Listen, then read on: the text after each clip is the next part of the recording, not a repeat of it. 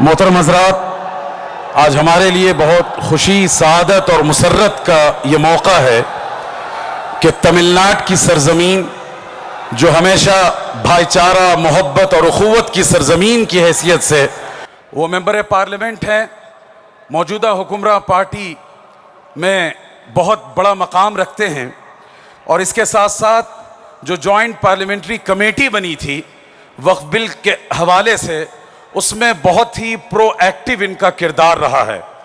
मैं पूरे तेलंगाना और आंध्रा की तरफ से दिल खोल कर इनका इस्तकबाल करना चाहूँगा। आप सब नारे की गूंज में इनका इस्तकबाल करें। और इसके साथ साथ मैं चाहता हूं कि तेलंगाना और आंध्रा के मुसलमानों का और सेकुलर फोर्सेस का मैसेज मोहम्मद अब्दुल्ला साहब के द्वारा तमिलनाडु के चीफ मिनिस्टर तक पहुंचे कि हम शुक्रगुजार हैं आपकी सेकुलरिज्म के, हम शुक्रगुजार हैं कि आपने मुसलमानों के मौक़िफ़ की तायीद की। आपके खिताब का तर्जमा जनाब बैरिस्टर असदुद्दीन ओवैसी साहब इंशाअल्लाह करेंगे। बसद अदब व एहतराम मैं जनाब मोहम्मद अब्दुल्ला को दावत देता हूं।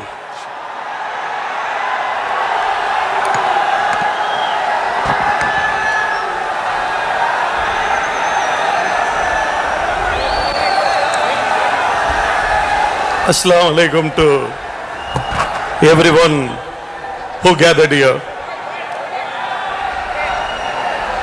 I am coming here as a messenger of my loving leader, my dear leader, our Honorable Chief Minister Thiru M.K. Stalin. मैं यहाँ पर हमारे DMK के लीडर जनाब M.K. स्टालिन साहब की तरफ से उनका नुमाइंदा बनकर आज के इस एहतजाजी जलसे में शिरकत करने के लिए आया हूँ।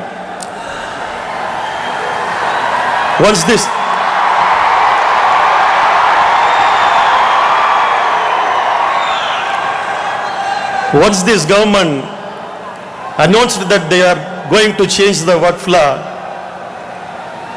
All India Muslim Personal Law Board Secretary Maulana Fazlur Rahman very first came to Tamil Nadu and met our Chief Minister. On that day, when he met our Chief Minister, he started to cry. My Chief Minister stood from his chair, he walked through him, he just held his shoulder and told him that, Maulana, don't cry. Stalin is with you. The whole world is opposed to you. Stalin is with you. जब नरेंद्र मोदी की हुकूमत ने यह फैसला लिया कि वक्फ के कानून में तरमीम की जाएगी, तो all India Muslim personal law board के जनरल सेक्रेटरी मौलाना फजलुर रहमान साहब एक वफद की शक्ल में DMK के तमिलनाडु के चीफ मिनिस्टर जनाब स्टालिन साहब से मुलाकात की और दौरान गुफ्तगू मौलाना फजलुर रहमान साहब मुजद्दिदी जज्बाती हो गए। उनके आंख से आंसू निकल गए कि इस तरह का कानून लाया जा रहा है जो हमको तकलीफ देगा। तो तमिलनाडु के मौजूदा चीफ मिनिस्टर जनाब M.K. स्टालिन साहब उठे और मौलाना फजलुर रहमान साहब मुजद्दिदी के पास गए और उनको कंधे पर हाथ रखकर कहा कि आपको आप दीदा होने की ज़रूरत नहीं है, तमिलनाडु की आवाम और तमिलनाडु का चीफ मिनिस्टर स्टालिन आपके साथ खड़ा रहेगा। Before I started from Chennai to come Hyderabad, he called me and he asked me to personally tell you, DMK has a solidarity not only with the minorities of Tamil Nadu but with the minorities of whole India. जब मैं हैदराबाद के लिए निकल रहा था तो मेरे leader और मेरे चीफ मिनिस्टर ने मुझे फ़ोन करके बताया कि आप हैदराबाद जाकर हैदराबाद की आवाम को पैगाम दीजिए कि स्टालिन ना सिर्फ तमिलनाडु की अक़लियतों के साथ है बल्कि पूरे हिंदुस्तान की अक़लियतों के साथ वो खड़ा हुआ है।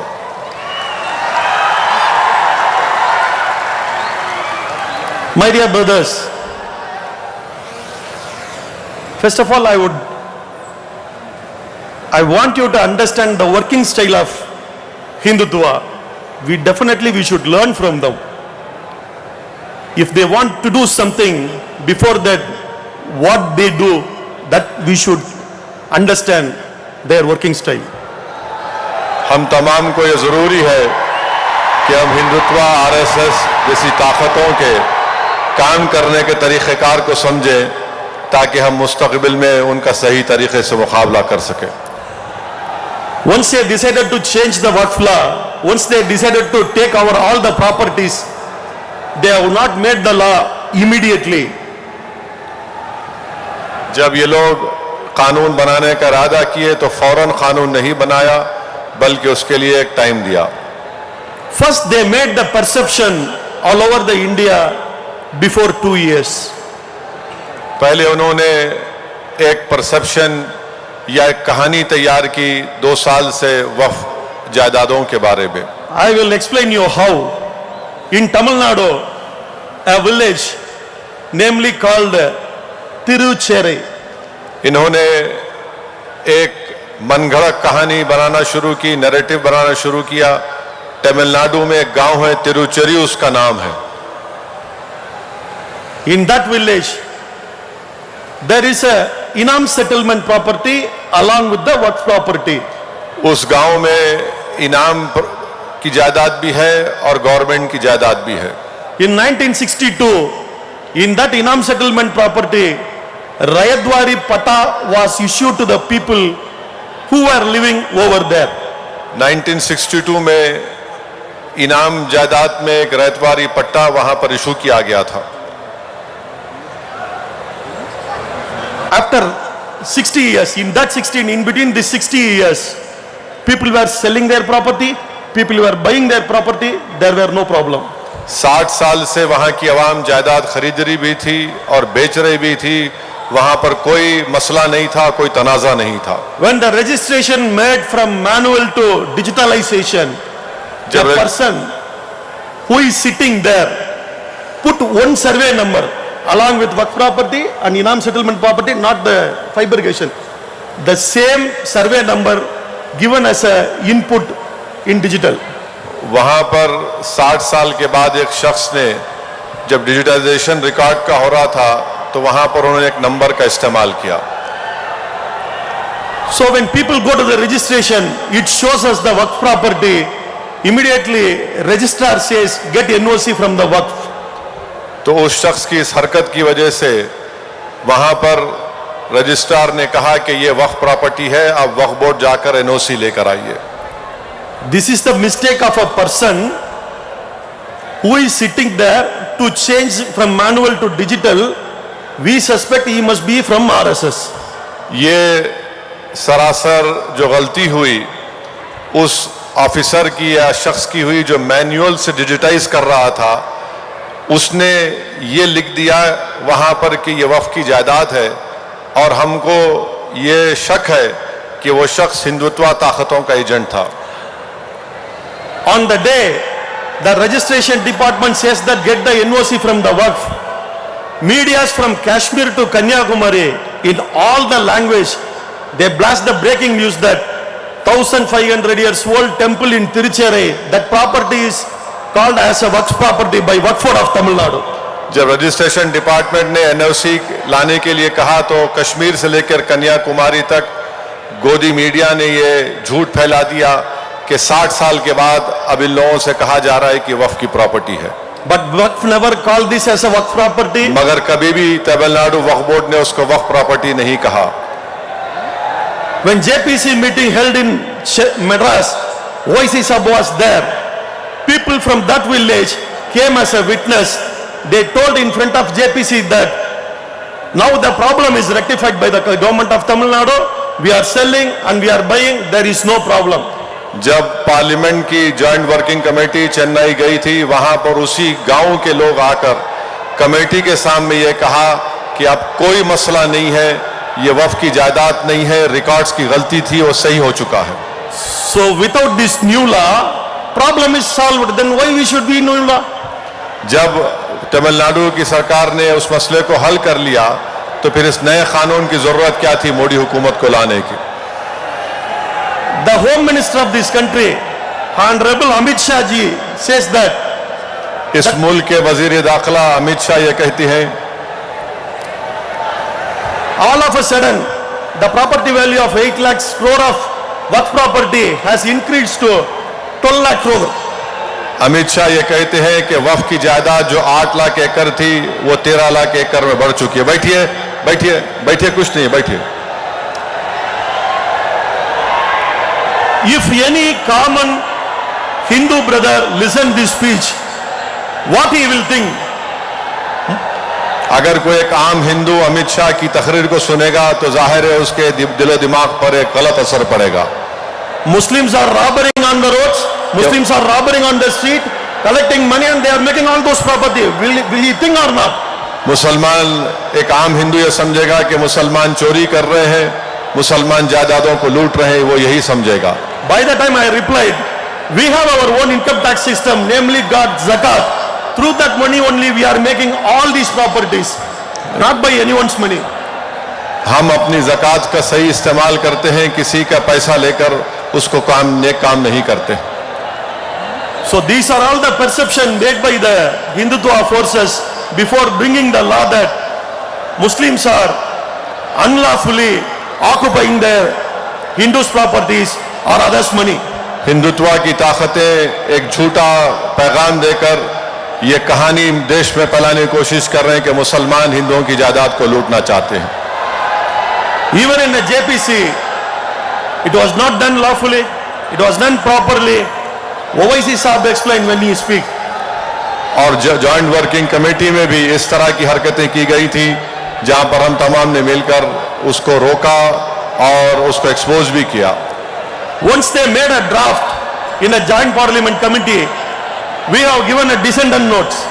जब उन्होंने जॉइंट वर्किंग कमेटी में अपनी रिपोर्ट बनाई तो जितने नॉन एनडीए के अरकान पार्लियामान के पार्टीज थे उन्होंने अपनी अपनी डिसेंट रिपोर्ट को दिया। My senior leader and who was the member in joint parliament committee, Honorable A. Raja, told me that give that job to Owaisi Saab, making the dissent notes. We will uniformly follow and we will give.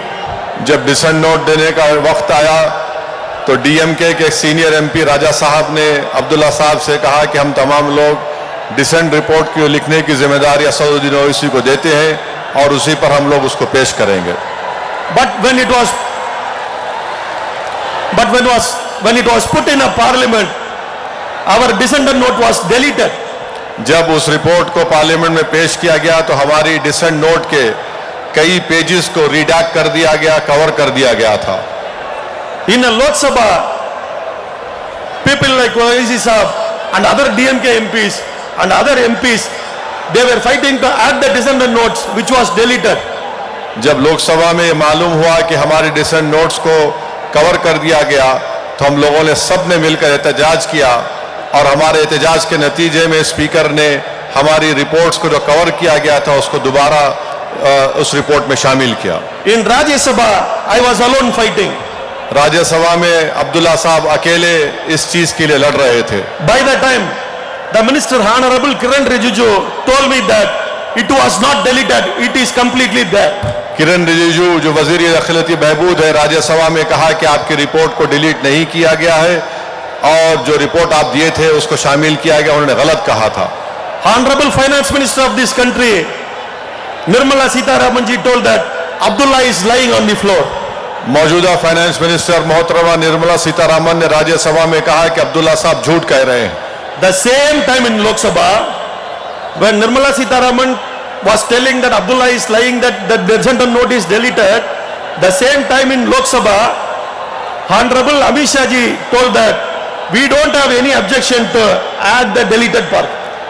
जिस वक्त निर्मला सीतारामन राज्यसभा में अब्दुल्ला साहब के कह रही थी कि आप झूठ कह रहे हैं, उसी वक्त लोकसभा में मौजूदा वजीर दाखिला अमित शाह ने यह बयान दिया कि हमको कोई एतराज नहीं है कि अपोजिशन पार्टीज के डिसेंट नोट को पूरी तरीके से शामिल कर लिया जाए।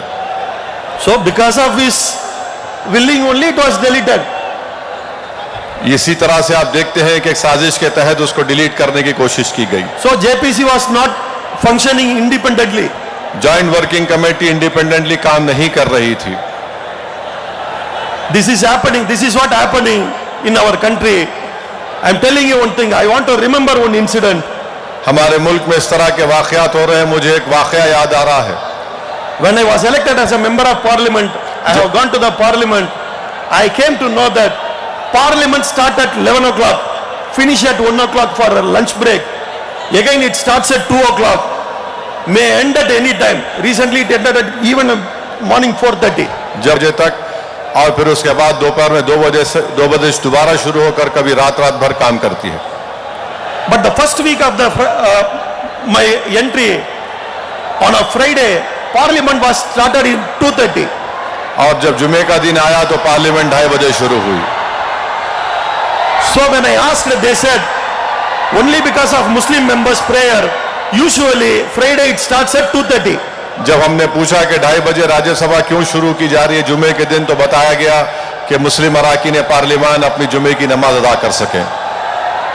Just before 2024 election, one Friday, the chairman of Rajya Sabha announced that today House will start at 2 o'clock on Friday. 2024 के पार्लियामेंट इलेक्शन से पहले ये ऐलान कर दिया गया कि राज्यसभा 2:30 बजे से नहीं 2 बजे से शुरू की जाएगी।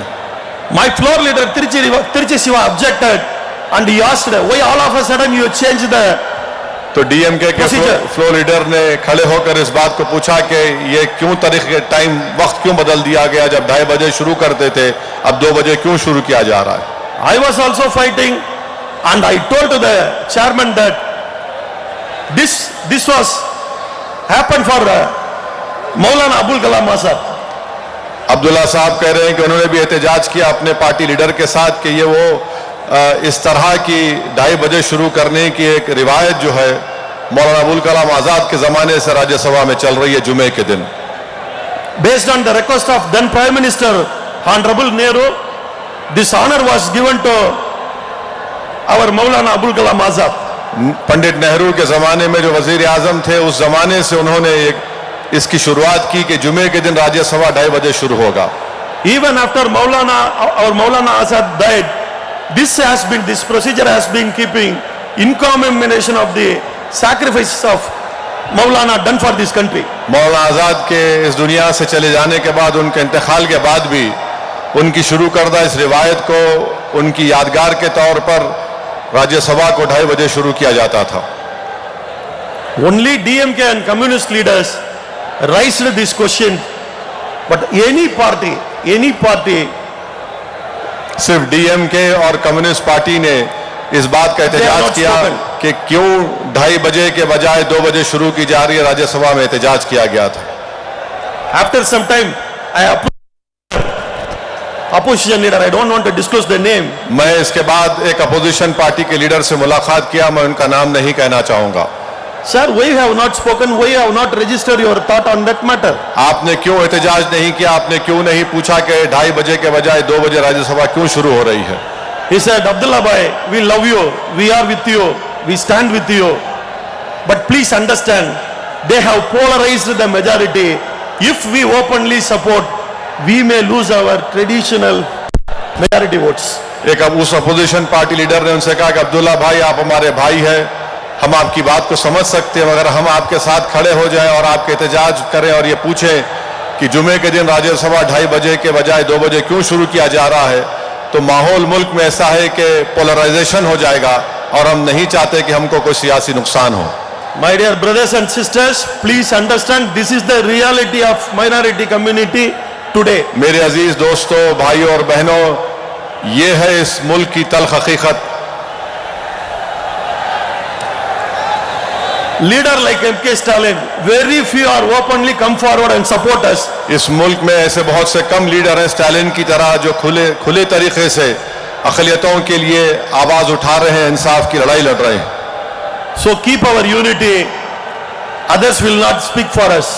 तो अपने इत्तेहाद को मजबूत रखिए और याद रखिए कि कोई दूसरा आपकी आवाज उठाने वाला नहीं है। Go and meet our majority brothers. Explain how they made the bad perception on us. आप अपने अक्सरियती तबके के हिंदू भाइयों से मुलाकात करिए और उनको इस गलत फहमी को दूर करिए और बताइए कैसे इस कानून से नाइंसाफी की जा रही है। This is the only way we can protect ourselves and our work properties. ये एक ही तरीका है जिससे हम अपनी वक्फ की जायदादों को बचा सकते हैं। Before I conclude, I want to tell one Tamil proverb, my mother tongue proverb. मैं अपनी तकरीर को ख़त्म करने से पहले तमिल ज़बान की एक प्रोवर्ब को आपके सामने कहूँगा। Sivan Sottu Kula Nasam. It means Lord Shiva's property. If someone touch Lord Shiva's property, his clan and his heredity will be totally destroyed. Tamil Nadu में कहावत है कि अगर कोई शिवा की जायदाद को लेगा, if someone takes Shiva property, His clan and heredity will be totally destroyed. अगर कोई शिवा भगवान की प्रॉपर्टी को लेगा तो उसकी आल और जायदाद बर्बाद हो जाएगी। My BJP friends may say that we are not taking Shiva's property, we are taking only Allah's property. BJP के लोग अगर ये कह रहे हैं कि हम शिवा की प्रॉपर्टी नहीं अल्लाह की जायदाद ले रहे हैं, They may tell we are not taking Lord Shiva's property, we are taking Allah's वो property. ये आपसे कहेंगे कि हम अल्लाह की प्रॉपर्टी ले रहे हैं, लॉर्ड शिवा की प्रॉपर्टी नहीं ले रहे हैं। For that, I want to quote two lines from old Tamil literature. मैं इस मौके पर तमिलनाडु की एक हजारों साला लिटरेचर की दो लाइन आपके सामने रखना चाह रहा हूं। Tennadudaya Sivane Potri means Lord Shiva of South, especially Tamil Nadu. Lord Shiva of South. This is the first line. Lord Shiva of the south, lord Shiva जुनूबी हिंद में ये कहा जाता है। Hail Lord Shiva of South, Tamil Nadu. Lord Shiva की तारीफ होती है जुनूबी हिंद में। எந்நாட்டவருக்கும் இறைவா போற்றி. Hail God of rest of the part of the country. Yeah, I'll tell you. A person who is calling as a Shiva in Tamil Nadu South is called as a God in other part of the world. जो तमिलनाडु में शिवा को मानते हैं वो पूरी दुनिया में उसको लॉर्ड या खुदा मानते हैं। He is called as Allah in Arabia. ही इज नोन एज, उसको अरब की दुनिया में अल्लाह कहते हैं। He is known as a Lord in Europe. उसको यूरोप में किसी और नाम से, गॉड के नाम से पुकारा जाता है। So that name may be different. The God is the same. नाम मुख्तलिफ हो सकता है मगर परवरदिगार तो एक ही है। So you touch our property, your heredity, and you will be destroyed. You will be destroyed. You will be destroyed. Thank you. Assalam. तुम अगर जायदादों को हाथ लगाओगे तो तुम्हारी आल और तुम बर्बाद और राख होकर रह जाओगे।